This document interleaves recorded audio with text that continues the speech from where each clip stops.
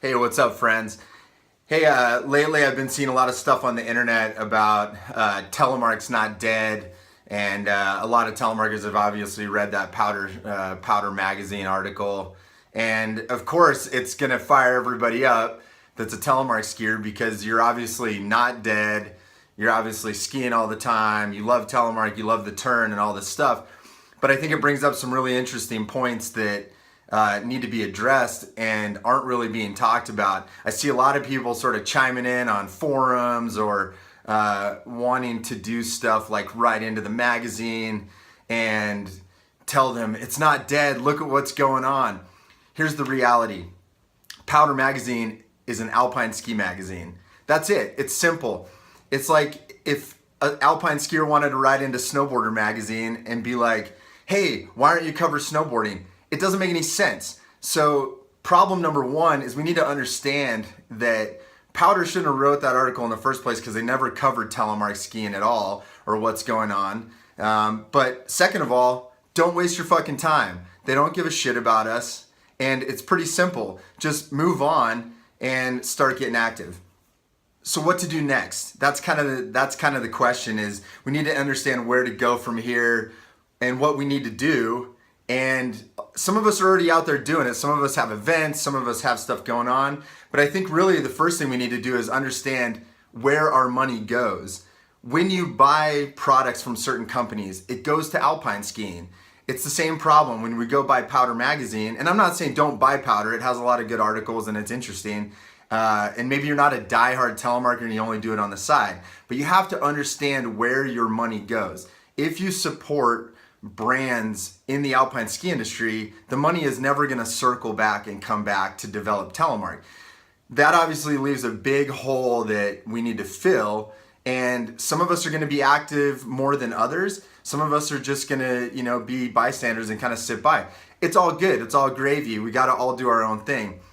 But don't be the ones that are griping about how you're not seeing as much telemark this and that when you consciously are spending your money with companies who are not actively supporting telemark. It's that simple. It's like that shop local economy. You have to identify brands that are putting money back into the sport, whether it's activities, youth programs, more gear, R&D, etc. And that's where you should spend your money. Now, obviously, there's some brands that don't exist. So that leaves opportunities for other people to help us develop our own telemark industry. And I know that sounds super crazy and everybody's always like, why would we do that? We already have the telemark industry.